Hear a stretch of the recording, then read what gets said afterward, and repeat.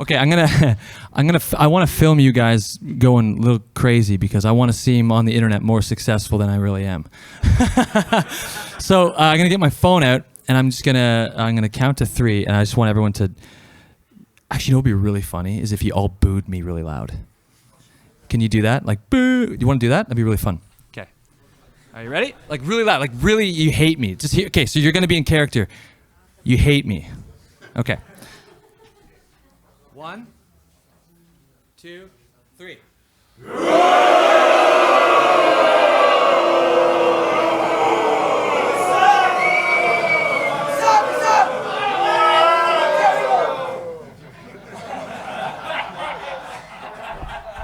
That's a good way to start the show, right? Hey guys, how's it going? Thank you.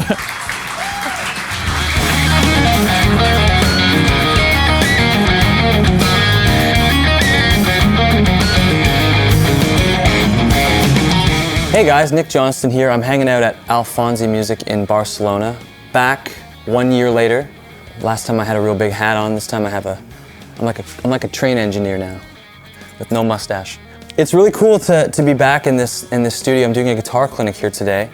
It really struck me last time I was here because there was such an amazing array of my signature model. You know, I started playing guitar. I wanted to play guitar when I was quite young, but I'm left-handed, and for whatever reason, my parents told me they didn't make left-handed guitar. Hi, Mom. So I didn't get a guitar until I was ready for it, I guess you could say. I wasn't very good at much growing up. As a Canadian, I grew up, of course, playing hockey. And at some point, I just realized I wasn't really into sports. I was a little bit more, I suppose, introverted. I liked being on my own. I always had a little bit more sensitivity, and I found myself listening to more music. I used to cry a lot. I still cry a lot, to be honest with you. At some point, I remember being about 13 years old. I just didn't know what to do. And I had a friend's dad, and they lived around the corner, and I used to hear him play Van Halen. He'd play some guitar. I was like, wow, that's really cool. And a year later, because that kind of stuck in my mind, I had a neighbor that moved in. And I've told this story many times, but it's always fun for me. I like going down memory lane, so join me. I remember sitting on the front porch and seeing this guy move in with his family, and he had spiky hair. It was 2000, so the style was much different at the time. And I remember just kind of thinking this guy was really cool. And one day I heard from his basement window some guitar. He used to practice with his window open. I would sit on the front porch like a little weirdo. And one day I sort of gathered the courage, and I went up and I knocked on the door, and he answered the door, and he was like, in my mind, maybe 10 feet tall. Just, can I come and listen? Do you play guitar? We went down and he gave me the guitar, and I played a string, and he said, move your finger somewhere. And I moved my finger to the 4th fret, and I heard the note go up. I heard the pitch go up, and it changed my life. It was kind of like the first thing that ever really, I suppose, spoke to me. You know, because I grew up listening to whatever was popular on the radio, and guitar solos weren't really a thing at the time, and there was a new genre of music really kicking around. It was called nu metal, which I didn't really like either. I used to listen to a lot of Led Zeppelin and Black Sabbath, and you know, Yes and Genesis, and my dad's music, basically. So then I basically begged them for a guitar. I understand why there was hesitation, because like I said, I had quit everything. I was so bad in school. I was so bad at, I tried to skateboard for a while. I was so bad in school, I remember actually for about a year or so, imagine the classroom, and my desk was in the hallway. So I finally found something I could kind of focus all my energy into. And my parents, I understand, you know, that maybe they didn't want to get me a nice guitar, because maybe I was going to quit that too. So I got a little cheap guitar. It was a used guitar. It was about $90 or something at the time. And I got a little matching amp that went with it. And you know, I quickly became obsessed with the whole process, even taking the cable out and like unwinding the cable, and I'd pull the amp out, and I'd put the guitar, you know, out, and I'd clean it, and I'd stand up and play. It was like everything about it became this kind of ritualistic, just new event every day. And I quickly started playing, you know, 4, 5, 6, 7, 8 hours every day. And I remember I went over and played with him again, and I started showing him stuff, and it was really cool. Anyway, so I was playing guitar for a number of years, and I kind of threw everything at it. I threw all my time and energy and my motivation. And I had found the guitar I really resonated with in my mid-20s, early 20s. It was a Strat 3 single coil pickup guitar, which is what I'd started on, just a sort of an inferior version, I guess. And I had just put out an album called Atomic Mind, and I remember I was seeing some people I knew really start to develop a really interesting online presence, almost a career, and they were getting a lot of interaction with people they didn't know, and I thought that was pretty interesting. I was like, oh, okay. There's something going on here. It's crazy to say that. I mean, this is 10 years ago, but so much has changed. Anyway, at some point, I had a Schecter artist reach out to me. He put me in touch with Schecter, and I didn't know anything about Schecter. You know, I talked about nu metal earlier. I was aware that Schecter was paired up with that genre pretty heavily. You know, bands like Papa Roach, and I just wanted to play my blues licks, so I didn't know anything about that. Anyway, fast forward a little bit. I get an email from Schecter. I guess the artist had sort of reached out on my behalf, and they offered to send me a nice guitar. They offered to send me a line of their instruments. It was the custom shop. It was a model called the Traditional. And I already had a really nice guitar that I was kind of happy with it. You know, I'd saved up, I saved up for years teaching. Anyway, they sent the guitar, and it was really, really cool to get a guitar in the mail from a company. I thought that was pretty amazing. And I was afraid of it though, so I left it in the case for 3 weeks, maybe a month, and I got an email back from saying, play it or send it back.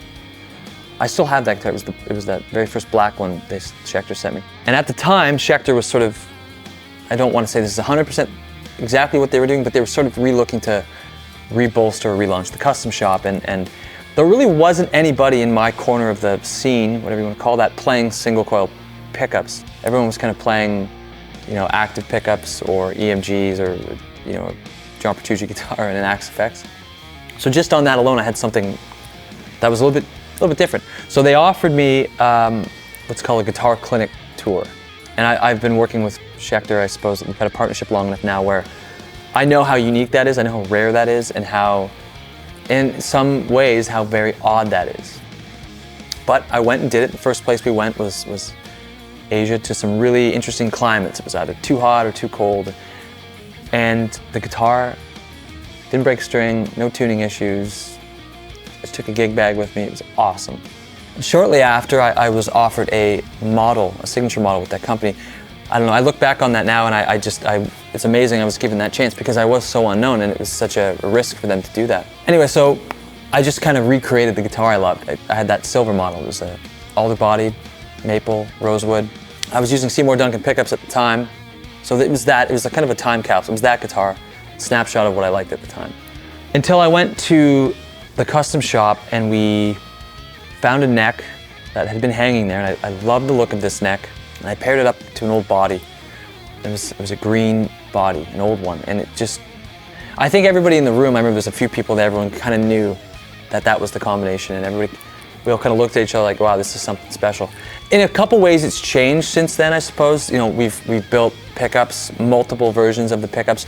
As I've gotten a little bit older, I've wanted lower output on the pickups. I want to get rid of a lot of that nasally stuff, that mid-range, the honk. So I pulled all that out. I get asked a lot about the frets.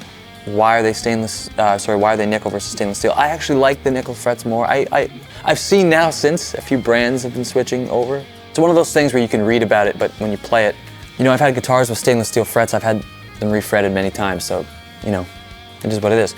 But since that first iteration, the really cool thing about it is I've sort of grown up with the guitar. I mean, I was 20, I'm 36 now. The first one I got was about 10 years ago. So my playing has changed so much too in that time because of these guitar clinics, and because of all the traveling, and because of all of the writing and the touring and stuff. But it hasn't really needed to change, because I remember that first tour, it was so rock solid, and I've never had that before. Plus, my career continued to build and grow. I put a record out called Remarkably Human, and things started to kind of open up a little bit. And right around that time, we started talking about maybe doing a second version of the guitar.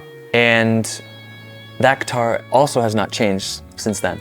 It's sort of a rough approximation of the custom shop. I mean, obviously you can't have a handmade guitar with those appointments. It's more affordable. It's very close. I have actually a lot of people that have told me they prefer that one. It's got more of a baked maple neck and an ebony fingerboard, and the range of colors is very wide, and I don't know how many people know this, but the brass ring inlay, I was playing this game at the time, it's called The Witcher. Those colors, it was the green with the gold and the brown. Not to be too nerdy, but it was similar to the faction in the game. Anyway, it doesn't matter, but it all kind of like created this sort of ultimate guitar for me. It was just like the perfect being. But again, you know, through all of that, it's pretty much the same guitar. It's just, you know, maybe refined or you know, we switched over to on the custom shop is the Wembley finish where it's got that nitro with the checking on it, which I think is just incredible. I love the exposed truss rod adjustment. I was doing that in the hotel earlier today, actually. Thank God for that.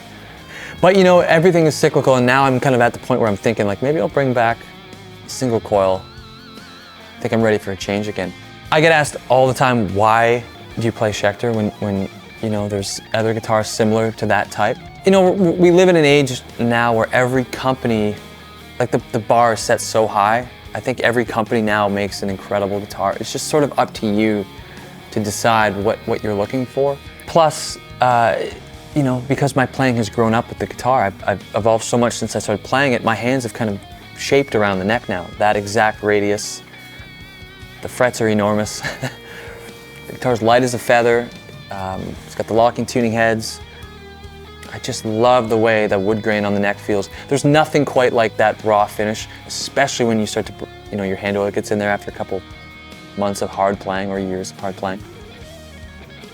It's simply, to me, it is the ultimate electric guitar in either the custom shop or the Diamond Series range. And then we did another model. We did a PT model, which is very cool too. That was kind of a special thing we did for a while. But again, you know, because of how I started playing guitar and how I hear in my head what the guitar sounds like, it's gonna be this, and it'll always be this. There you go.